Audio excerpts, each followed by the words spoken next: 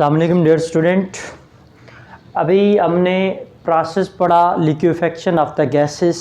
उसमें हमने कुछ टर्म्स को डिस्कस किया, जनरल प्रिंसिपल को डिस्कस किया और अब हम पढ़ने जा रहे हैं method for the liquefaction of the gases.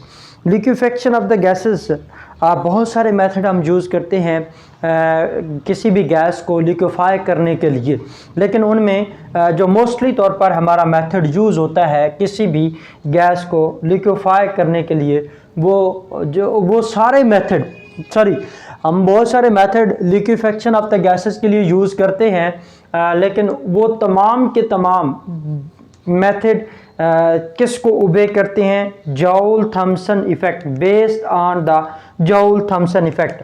तो पहले हम बात करेंगे what is meant by Joule Thomson effect.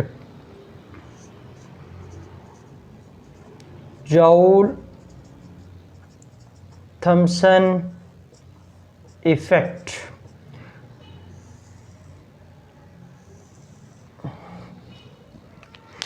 ये क्या है और इसमें हम क्या पढ़ते हैं? देखें, जॉउल-थॉम्सन इफेक्ट ये केमिस्ट्री कोई आसमान से नाजिल होने वाला इल्म नहीं है। ये जो कुछ नेचर के अंदर हो रहा है, मैटर्स के अंदर हो रहा है, जो कुछ हो रहा है, इस सब की एक्सप्लेनेशन साइंस है। जॉउल-थॉम्सन इफेक्ट हम एयर रेफ्रिजरेटर्स में भी यूज़ करते हैं, एसी एयर कंडीशनर में भी ये जॉउल-थॉम्सन इफेक्ट यूज़ होता है, जिसमें हम किसी भी गैस को कूल करके वो कूलिंग डेवलप कर रहे होते हैं। फ्रिज में होता है। अब आपने कभी ऑब्ज़र्व किया होगा कि जो एसी है उसके आउटर से बाहर पानी के ड्रॉपलेट्स नीचे आ रहे होते हैं, तो उसके अंदर कहाँ से पानी आया? बेसिकली वो जॉउल-थॉम्सन इफेक्ट है। उस जॉउल-थॉम्सन इफेक्ट के रिज़ल्ट में कूलिंग होती है। जब गैस कंप्रेस होती है, उस कंप्रेशन के रिज़ल्ट में गैस कूल होती है और कूलिंग के रिज़ल्ट में वो गैस के मॉलिक्यूल्स लिक्विफाई हो जाते हैं। वो आउटर से हमें जो वो पानी आता है वो आ रहा होता है। तो आउटर के अंदर बेसिकली कंप्रेसर लगा होता है, फ्रिज के अंदर कंप्रेसर लगा होता है, और ये सारी बातें आज हम इसी में डिस्कस करेंगे। ये बड़ा इंटरेस्टिंग टॉपिक है, इंटरेस्टिंग फिनोमिना है। आपको मैं थोड़ा सा इंटरेस्ट डेवलप करने के लिए बता रहा था कि आज आप देखें तो सही, आप घर में फ्रिज है, हमारे घरों में फ्रिजेस हैं, रेफ्रिजरेटर्स हम यूज़ करते हैं, और उसके साथ एसी वगैरह का काम जैसे हम गर्मियों में यूज़ करते हैं, एयर कंडीशनर, तो उन सब में जॉउल-थॉम्सन इफेक्ट होता है, जिसकी वजह से कूलिंग वो प्रोड्यूस होती है। अब हम बात करते हैं what is meant by Joule Thomson effect. ये बड़ा इंपॉर्टेंट एक शॉर्ट क्वेश्चन है, और ये methods for the liquefaction of the gases, इसमें ये किस पे बेस करते हैं? Joule Thomson effect. और इसमें एक बड़ा इंपॉर्टेंट एक लॉन्ग क्वेश्चन भी आता है, डिस्क्राइब द लेंड्स मेथड। ये आप दोनों हम इसमें देखेंगे। अगर हम डिफाइन करें, when a compressed gas, when a compressed gas is allowed to expand suddenly, अचानक आपने कंप्रेस्ड गैस को एक्सपेंड किया। when the compressed gas is allowed to expand suddenly into region of low pressure, suddenly into region of low pressure, it cause cooling. This phenomena is called Joule-Thomson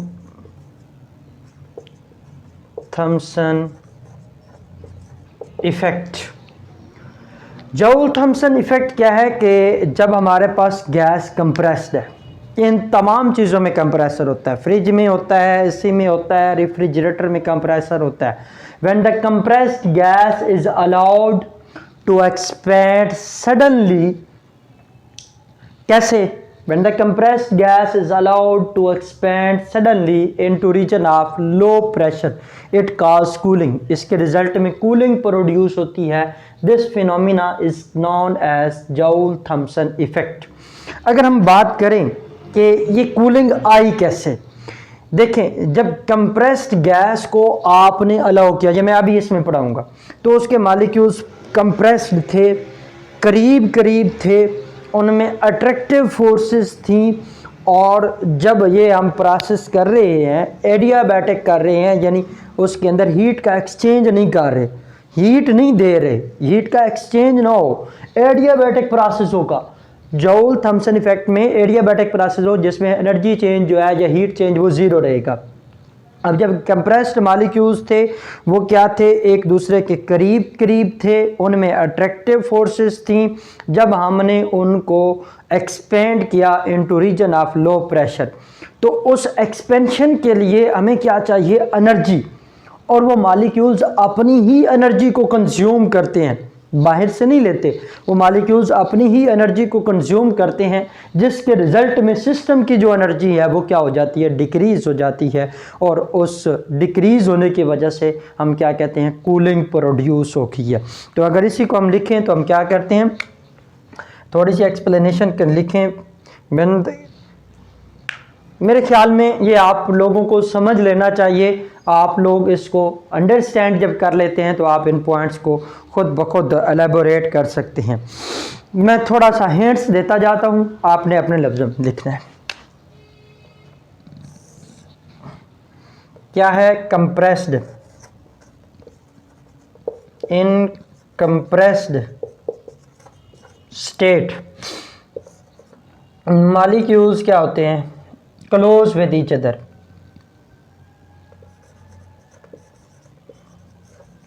molecules close with each other.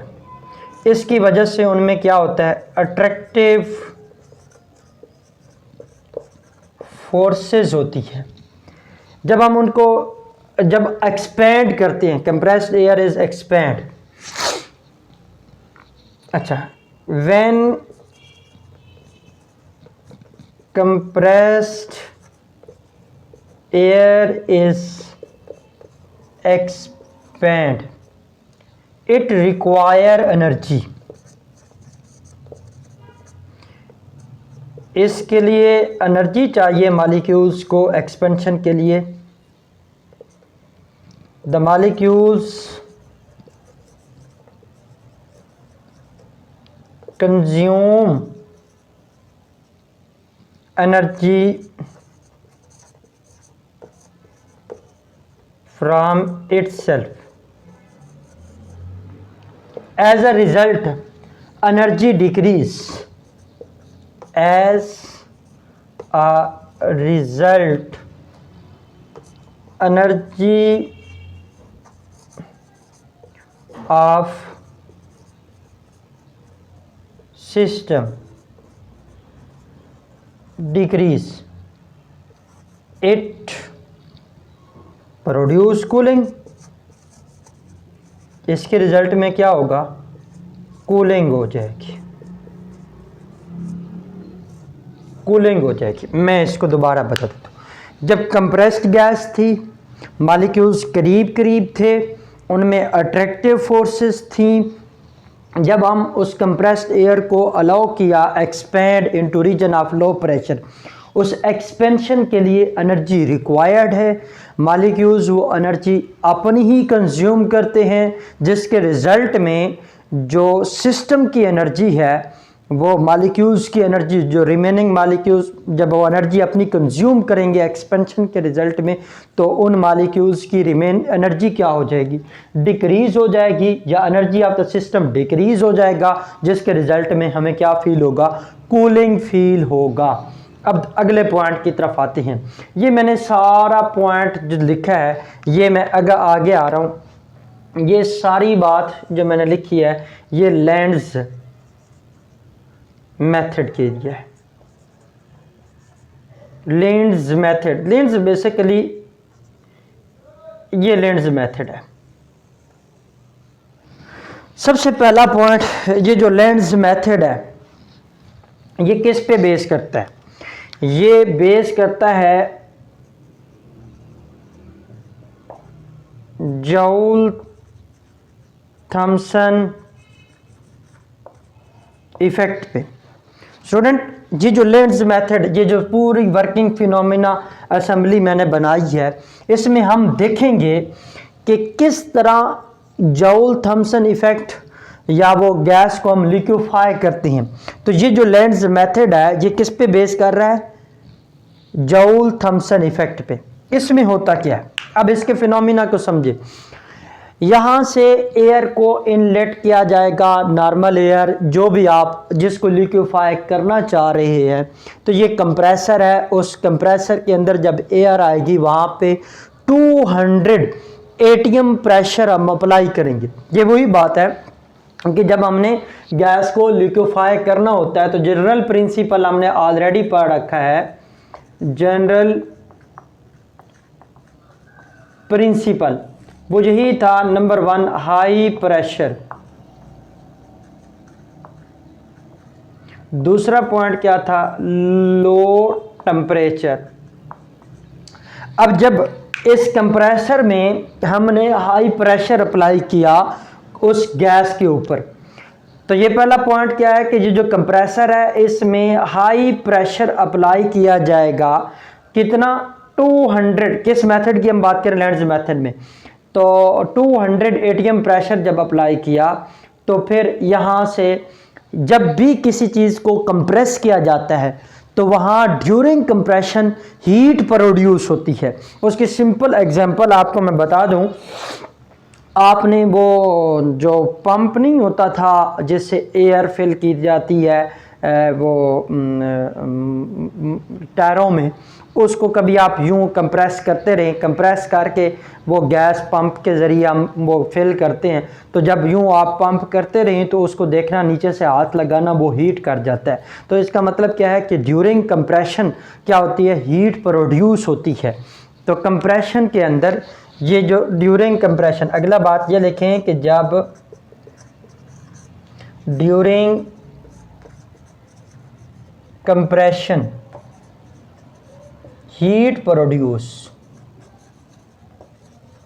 इसको मैं ना simple कहता हूं कि जब आप किसी के ऊपर प्रेशर अप्लाई करते हैं, हद से ज्यादा उसके ऊपर प्रेशर जब अप्लाई किया जाता है तो बच्चे में गुस्सा पैदा होता है। इसका मतलब क्या है?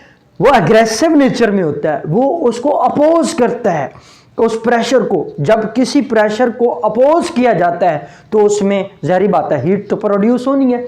तो जब हम कंप्रेस करेंगे, यहाँ से इनलेट है, इनलेट से एयर को इंटर किया जाएगा और उस इनलेट को जब एयर को इंटर किया जाएगा कंप्रेसर में, उस गैस को कंप्रेस किया जाएगा।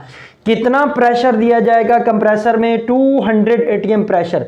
जब कंप्रेशन हो रही होगी तो उसमें हीट प्रोड्यूस होगी।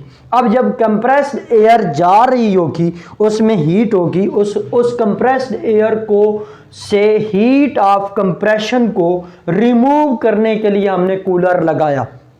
इसमें पानी ठंडा होगा ताकि वो हीट ऑफ कंप्रेशन को क्या करे? रिमूव करे।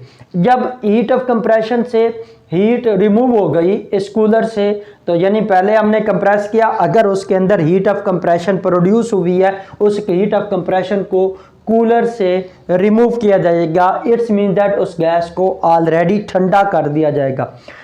तो वो इस पाइप से होती हुई जब यहाँ से आगे स्पाइरल ट्यूब से गुजरेगी। अब इस स्पाइरल ट्यूब का फंक्शन भी सुन लें। देखें, जब आप सीधे चल रहे हैं, स्मूथ चल रहे हैं, तो आपके लिए इतना मसला नहीं है। तो आपको अगर यूं जिग जैग वे में क्रॉस किया जाता है तो कभी आप उधर टकराएंगे, कभी आप उधर टकराएंगे, कभी आप उस चीज़ के साथ टकराएंगे। मैं यूं कहूँ, जब ये गैस के पहले तो हमने हीट ऑफ कंप्रेशन कुछ जब कूलर से पास की तो उसकी काफ़ी ज़्यादा हीट ऑफ कंप्रेशन यहाँ से रिमूव हो गई। अब अगर फिर भी उसको उसके टेम्परेचर को हमने क्या करना है, लो टेम्परेचर करना है, क्यों, लिक्विफाई करने के लिए। अब फर्दर टेम्परेचर लो करने के लिए ये मॉलिक्यूल्स जब ये जिग जैग मैनर्स में ऐसे टकराएगा, फिर वो ऐसे जा रहा है, फिर ऐसे जा रहा है, ऐसे जा रहा है, ऐसे जा रहा है और टकरा रहा है। इस स्पाइरल ट्यूब का फंक्शन सुनो, जब स्पाइरल ट्यूब में मॉलिक्यूल्स हिट करेंगे तो उस कोलिजन्स के रिजल्ट में इलास्टिक कोलिजन है वो अपनी काइनेटिक एनर्जी कंजर्व कर देंगे स्पाइरल ट्यूब में, उसके रिजल्ट में उसका टेम्परेचर फर्दर डिक्रीज कर जाएगा, उसकी एनर्जी जो है वो फर्दर डिक्रीज कर जाएगी। अक्सर आपने हमने सुना हुआ कि जिग जैग वे में आप पास होके किसी जगह पे गए हों तो वो गाड़ी में आप हों, कभी आप इधर दाएं टकराते हैं, कभी बाएं टकराते हैं, कभी दाएं टकराते हैं, कभी बाएं, तो जब आप उतरते हैं तो कहते हैं भाई अब हमारे पास हिम्मत नहीं है कि हम चल सकें। तो यही किया कि उस गैस के मॉलिक्यूल्स जो आ रहे हैं उनका मज़ीद एनर्जी को डिक्रीज़ करने के लिए, उनके मज़ीद टेम्परेचर को लो करने के लिए ये स्पाइरल ट्यूब जिग जैग वे में स्पाइरल ट्यूब बनाएगी ताकि उसके जब वो उसके साथ टकराएंगे तो उनकी एनर्जी और टेम्परेचर फर्दर क्या करेगा, डिक्रीज़ करेगा। और यहाँ पे एक नोज़ल जेट ब्रिक से जब वो यहाँ से निकलेंगी तो वो यहाँ से वो ये देखो कंप्रेस्ड आ रही थी, यहाँ पे उसका प्रेशर क्या है, लो है। तो जब ये कंप्रेस्ड एयर यहाँ से पास होगी तो उसने क्या करना है, एक्सपेंड करना है। ये मैंने आपको पहले बताया कि जब एक्सपेंशन होगी, अब जब एक्सपेंशन फिनोमिना होगा, एक्सपेंशन फिनोमिना, इससे क्या चाहिए, हीट या एनर्जी रिक्वायर्ड है, एनर्जी रिक्वायर्ड है। जब मॉलिक्यूल्स इस स्पाइरल ट्यूब की साथ लास्ट पे जो जेट है इससे नोजल जेट से निकलेंगे तो वो कंप्रेस्ड आ रहे थे। जब कंप्रेस्ड एयर, यहाँ पे प्रेशर क्या है, लो, तो जब कंप्रेस्ड एयर इस लो प्रेशर रीजन में जाएगी तो उसको क्या चाहिए, ड्यूरिंग एक्सपेंशन फिनोमिना के लिए उसे एनर्जी रिक्वायर्ड है और ये मॉलिक्यूल उस वक्त अपनी ही एनर्जी को कंज्यूम करेंगे जिसके रिजल्ट में वो गैस जो है फर्दर क्या हो जाएगी, कूल हो जाएगी। दो बातें मेन इसके अंदर आ रही हैं, कंप्रेशन के अंदर हीट प्रोड्यूस होती है और ये प्रोसेस क्या है, एक्सोथर्मिक, और ये जो एक्सपेंशन होती है इसमें एनर्जी रिक्वायर्ड है और ये फिनोमिना क्या है, एंडोथर्मिक। और ये एंडोथर्मिक, इनको एनर्जी रिक्वायर्ड थी। अब मॉलिक्यूल्स यहाँ से एनर्जी कहाँ से ले रहा है, कहीं से नहीं ले रहा, वो अपनी ही एनर्जी को, जो मॉलिक्यूल्स की इटसेल्फ एनर्जी थी उसको कंज्यूम कर रहा है, जिसके रिजल्ट में मॉलिक्यूल्स की जो एनर्जी है उसमें डिक्रीज आएगा और कूलिंग जो है वो प्रोड्यूस होगी। और इसके अंदर एक और बात भी ये देखें, ये हीट ऑफ कंप्रेशन को रिमूव करने के लिए कूलर लगाया।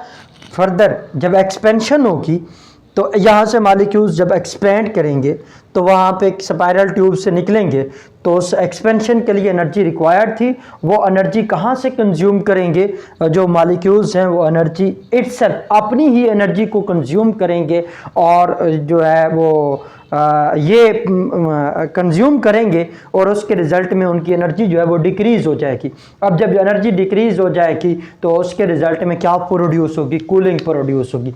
अब यहाँ पे हमने कहा ना कि into region of low pressure, अब यहाँ पे जो प्रेशर हमने रखना है वो 1 atm रखना है। तो जब लो प्रेशर में जाएगा तो ये कूलिंग प्रोड्यूस होगी और ये फिर ये अगर कुछ वो एक्सपेंड करेगी मॉलिक्यूल्स, एयर ऊपर जाएगी, ये अगेन एयर जो कूलिंग एयर है ये दोबारा कंप्रेस्ड, अब जब एक दफ़ा पास कर ली है इसको फिर क्लोज कर दिया जाएगा, फिर इसी से जो एयर आ रही होगी उसको अगेन कंप्रेस करके बेचा जाएगा।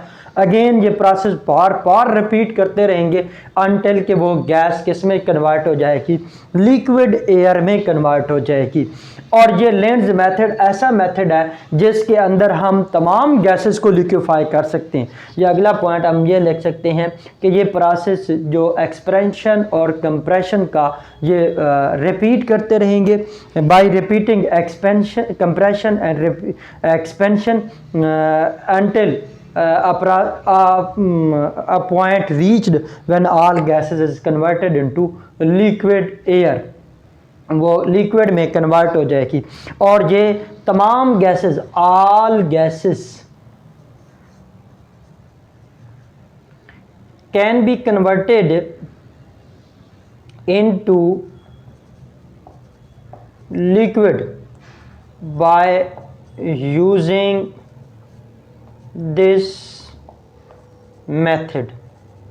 हम तमाम गैसेस को इस मेथड को यूज़ करते हुए लिक्विफाई कर सकते हैं, एक्सेप्ट दो गैसेस,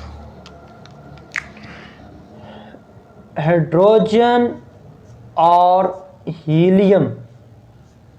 ये लिक्विफाई, इनको लिक्विफाई नहीं किया जा सकता। इस प्रोसेस को यूज़ करते हुए ये गैसेस जो हैं इनको लिक्विफाई नहीं किया जा सकता। अब मैंने ये पॉइंट आपको कहा कि जो हाइड्रोजन और हीलियम है, हम तमाम गैसेस को इस लेंज मेथड या जॉल थॉम्सन इफेक्ट के थ्रू लिक्विफाई कर सकते हैं, एक्सेप्ट टू कौन सी, हाइड्रोजन और हीलियम। तो यहाँ पे एक शॉर्ट क्वेश्चन बनता है, Y hydrogen and helium can't be converted into liquid by using Joule-Thomson effect। उसकी रीज़न सुने। ये हाइड्रोजन और हीलियम ये can't be liquefied, इनको लिक्विफाइड लिक्विड में कन्वर्ट नहीं किया जा सकता। रीज़न, पहली बात, दो रीज़न, इनका साइज क्या है, स्मॉल। दूसरी बात, ये गैसेस हैं क्या, नॉन पोलर। तीसरी बात, इनमें इंटरमॉलिक्यूलर फोर्सेस क्या हैं, इंटरमॉलिक्यूलर फोर्सेस वो क्या हैं, लो हैं। हमने यही कहा कि किसी गैस में, बेसिकली हम जब किसी भी गैस को कन्वर्ट कर रहे हैं लिक्विड में, तो हम क्या चेंज कर रहे हैं, इंटरमॉलिक्यूलर फोर्सेस। गैसेस में इंटरमॉलिक्यूलर फोर्सेस वीक होती हैं और लिक्विड में इंटरमॉलिक्यूलर फोर्सेस स्ट्रांग होती हैं। तो हम गैसेस के अंदर वही इंटरमॉलिक्यूलर फोर्सेस डेवलप करते हैं, उनकी अट्रैक्टिव फोर्सेस को स्ट्रांग करते हैं, तो वो गैस लिक्विड में कन्वर्ट हो जाती है। अब रीज़न क्या है, मैंने आपको दो बातें ऑलरेडी जो पिछला इससे प्रीवियस लेक्चर मैंने देखा, आपको पढ़ाया है क्या, लिक्विफेक्शन ऑफ द गैसेस, उसमें यही तो हमने पॉइंट डिस्कस किए हैं कि जो क्रिटिकल टेम्परेचर है वो तीन फैक्टर्स पे डिपेंड कर रहा था, क्रिटिकल, साइज, शेप और इंटरमॉलिक्यूलर फोर्सेस पे। उसमें हमने यही बात की कि अगर इंटरमॉलिक्यूलर फोर्सेस स्ट्रांग हैं तो उनका जो क्रिटिकल टेम्परेचर है वो हाई होगा। इसी तरह अब जितनी पोलर गैसेस हैं तो उनके अंदर इंटरमॉलिक्यूलर फोर्सेस स्ट्रांग हैं, उनका क्रिटिकल टेम्परेचर हाई होता है, और जो नॉन पोलर गैसेस हैं उनके इंटरमॉलिक्यूलर फोर्सेस वीक होती हैं और उनका क्रिटिकल टेम्परेचर बहुत कम होता है। अब सवाल यही आता है कि जब इसका साइज स्मॉल है, इसी के साथ हमने एक पॉइंट पढ़ा था पोलराइजेबिलिटी का, पोलराइज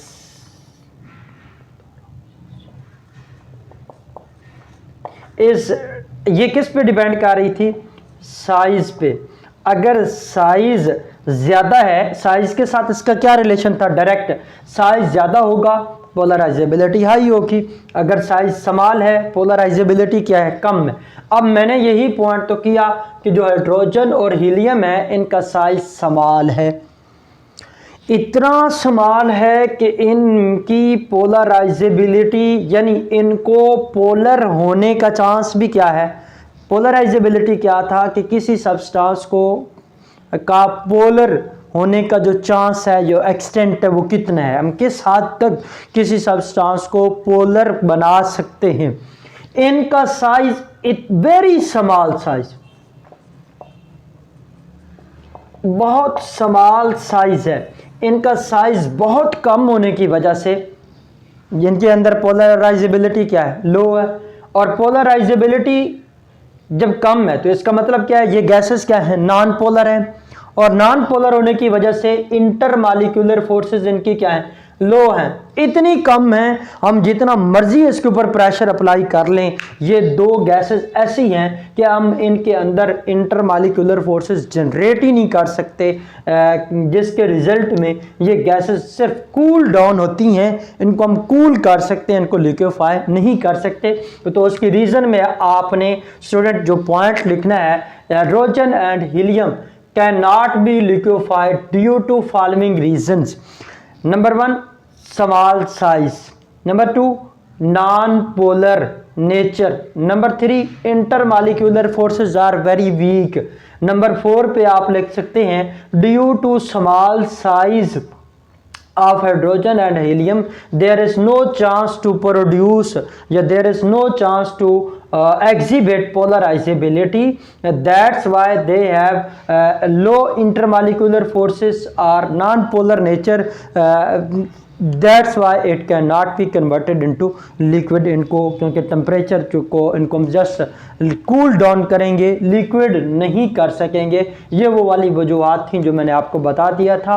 इसमें हमने मेथड पढ़े और आपके जिस चैप्टर के अंदर एक मेथड है वो है लेंज़ मेथड, वो हमने पढ़ा और ये किस पे बेस करता है, जॉउल थॉमसन इफेक्ट में। इसमें आपका एक शॉर्ट क्वेश्चन आता है व्हाट इज जॉउल थॉमसन इफेक्ट, ये आपका शॉर्ट क्वेश्चन आपको पता होना चाहिए। दूसरा पॉइंट आपका ये लॉन्ग क्वेश्चन है डिस्क्राइब लेंज़ मेथड, और ये लेंज़ मेथड में आपने जॉउल थॉमसन इफेक्ट बताना है, उसकी ये एक्सप्लेनेशन बतानी है और फिर इसका सारा प्रोसीजर बता के एंड पे आपने बता देना है कि ये दिस प्रोसेस या this method is applicable on all gases except hydrogen और हीलियम। शॉर्ट क्वेश्चन अगर आए हाइड्रोजन और हीलियम तो उसके अंदर कि इनको लिक्विफाई क्यों नहीं कर सकते, उसकी वजह क्या है कि इनका स्मॉल साइज है, नॉन पोलर नेचर है, इंटरमॉलिक्यूलर फोर्सेस इसकी बहुत वीक हैं, तो इस वजह से हम इनको लिक्विफाई नहीं कर सकते। हम जितना मर्जी इनका टेम्परेचर लो कर लें ये जस्ट कूल डाउन होगी, और जितना मर्जी हाई प्रेशर कर लें ये जस्ट कूल डाउन होगी, ये लिक्विड में कन्वर्ट नहीं होती, क्योंकि इनमें कोई चांस नहीं है कि हम पोलराइजेबिलिटी डेवलप कर सकें।